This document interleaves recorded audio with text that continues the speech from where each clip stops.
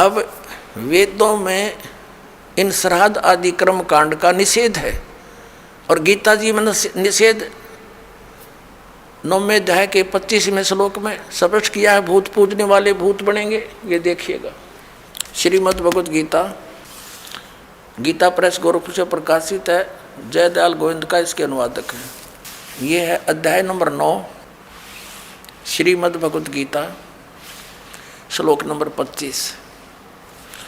देवताओं को पूजने वाले देवताओं को प्राप्त होंगे, पितरों को पूजने वाले पितरों को प्राप्त होते हैं और भूतों को पूजने वाले भूतों को प्राप्त होते हैं और मेरा पूजन करने वाले मुझको ही प्राप्त होते हैं। गीता जी अध्याय नंबर 16 के और श्लोक नंबर 23 में कहा है कि अर्जुन, जो शास्त्र विधि को त्याग कर मनमाना आचरण करते हैं, यानी जो पवित्र सदग्रंथों में वे ऑफ वर्शिप नहीं लिखी है, साधना की विधि, और उसके आधार से जो भक्ति करते हैं उनको कोई लाभ नहीं होता। देखिएगा, यह है श्रीमद् भगवत गीता अध्याय नंबर 16, श्रीमद् भगवत गीता अध्याय 16 का श्लोक नंबर 23। जो पुरुष शास्त्र विधि को त्याग कर अपनी इच्छा से मनमाना आचरण करता है वह न तो सिद्धि को प्राप्त होता है, न परम गति को और न सुख को ही। 24वें श्लोक में 16वें अध्याय के में कहा है, इससे तेरे लिए कर्तव्य और अकर्तव्य की अवस्था में जो कर्म करने चाहिए भक्ति के, जो ना करने चाहिए, शास्त्र ही प्रमाण है। किसी की दंत कथा पर विश्वास मत करना। ऐसा जानकर शास्त्र विधि से नियत यानी शास्त्रानुकूल कर्म ही करने योग्य हैं, यानी और कर्म नहीं करना। जो गीता में लिखा है वही मंत्र जाप करना, उतनी ही क्रिया करना। अब ये श्राद्ध कितना आगे फिर अब आपको दिखाते हैं झलक पुराणों में क्या लिखा है। एक मार्कंडेय पुराण है। एक रुचि नाम के ब्राह्मण थे, ऋषि, और उसने वेदों को समझा पढ़ा कि मनुष्य जीवन, ये ज्ञानी आत्मा थे, कि मनुष्य जीवन केवल मोक्ष प्राप्ति के लिए प्राप्त होता है। इसलिए उसने ना तो विवाह कराया, ब्रह्मचारी पद पर रहते हुए 40 वर्ष की उम्र हो गई थी और अपना जंगल में वन में रहता था, कोई मकान झोंपड़ी भी नहीं डाल रखी थी। ये सोच करके मोक्ष प्राप्ति करानी है और ना क्या संग्रह करना है, 2 दिन का जीवन है।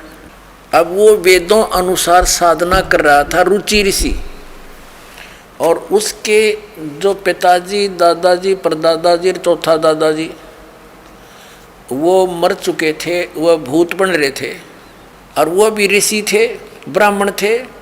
उनने भी ये कर्मकांड करे और करवाए थे, तो भूता बनेंगे वह। तो वो चारों दिखाई दिए और कहा, बेटा तूने विवाह क्यों नहीं करवाया? विवाह करवा के तुम हमारा श्राद्ध करता हैं और हमारी गति हो जाती। अब रुचि कहने लगा कि पितामहो, वेद में तो ये मना कर रखा है, ये श्राद्ध श्रुद्ध निकालना, ये कर्मकांड करना, ये तो मूर्खों का मार्ग है। और वो पितर भी कहते हैं, बेटा है तो ऐसा ही, इसमें कोई संदेह नहीं, मिथ्या नहीं है, सच्चाई है। लेकिन हमारा क्या होगा? अब तुम बाढ़ में जाओ, थारा क्या होगा? आप मरे, अरे पुत्र और मरवाने के लिए तैयार करे। या देखो मार्कंडेय पुराण, ये गीता प्रेस गोरखपुर से प्रकाशित है। ये गीता प्रेस गोरखपुर से प्रकाशित है। ये 242 पृष्ठ पे संक्षिप्त मार्कंडेय पुराण, रोच्य मुनि की उत्पत्ति कथा। मार्कंडेय जी कहते हैं कि ब्राह्मण, पूर्व काल की बात है, प्रजापति रुचि ममता और अहंकार से रहित इस पृथ्वी पर विचरते थे। उन्हें किसी से भय नहीं था, वे बहुत कम सोते थे। उन्होंने न तो अग्नि की स्थापना की थी, न अपने लिए घर ही बना रखा था। वे एक बार भोजन करते और बिना आश्रम के ही रहते थे। उन्हें सब प्रकार की आसक्तियों से रहित एवं मुनिवर्ती में रहते देख उनके पितरों ने उनसे कहा, ये देखिए, ये चारों आगे भूत बन रहे, ये देखो, ये रुचि ऋषि है, ये इनके पहले बने हुए वो पंडित जी सारे भूत पूज का भूत बन गए। अब ये दिख गए इसने सारे इकट्ठे। पितर बोले, बेटा विवाह स्वर्ग और अपवर्ग का हेतु होने के कारण एक पुण्यमय कार्य है। ये तो इन पितरों के वचन हैं, ये तो पितरों के वचन है जो अपनी सलाह दे रहे हैं। अब देखना, उसे तुमने क्यों नहीं किया। गृहस्थ पुरुष समस्त देवताओं, पितरों, ऋषियों और अतिथियों की पूजा करके पुण्यमय लोकों को प्राप्त करता है। वह सभा के उच्चारण से देवताओं को, शब्द से पितरों को तथा अन्नदान, बलि, वैष्णदेव आदि से भूत आदि प्राणियों एवं अतिथियों को उनका भाग समर्पित करता है।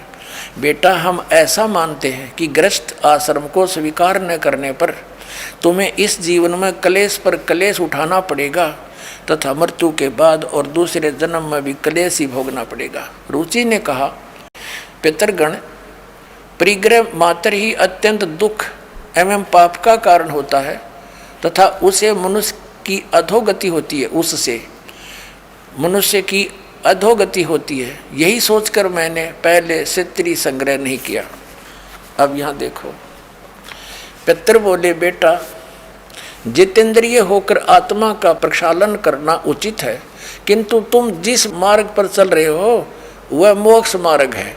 बता, इसने तो घटिया मान रहे मोक्ष मार्ग ने कि तुम जो कर्म कर रहे हो, जिस मार्ग पर चले तो मोक्ष मार्ग है। अरे हम बतावांगे पितृवृंद का मार्ग। देखिए, रुचि ने पूछा, पितामहो, वेद में कर्म मार्ग को अविद्या कहा गया है। जो तुम सलाह दे रहे हो वो कर्म कांड, श्राद्ध श्रोध निकालना, पितृ पूजना, वो तो मूर्खों का सलाह कही है। फिर क्यों आप लोग मुझे उस मार्ग में लगाते हैं। पितृ भी कहते हैं। पितृ बोले, यह सत्य है कि कर्म को अविद्या ही कहा गया है, इसमें तनिक भी मिथ्या नहीं। फिर थारा सिर बच गया, फिर क्या रह गया बता भाई। ये हमारे पुराणों में लिखा है।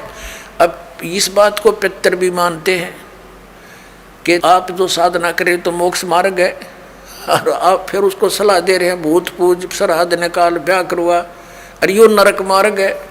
और आप भी मानते हैं कि आप जो मार्ग अपना रहे हो तो मोक्ष मार्ग है। और रुचि कहता है वेद के अंदर तो इसको अविद्या मूर्खों की साधना बताइए, तो पितृ भूत पूजना, श्राद्ध निकालना, और पितृ स्वीकार भी कर रहे हैं। कहाँ ऐसा ही है, इसमें कोई मिथ्या नहीं।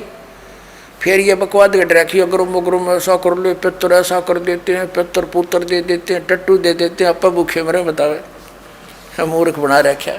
एक बार क्या था, परमात्मा कबीर जी काशी में गंगा घाट पर चले गए। गंगा का एक घाट बना हुआ है, वहाँ पर ये ब्राह्मण लोग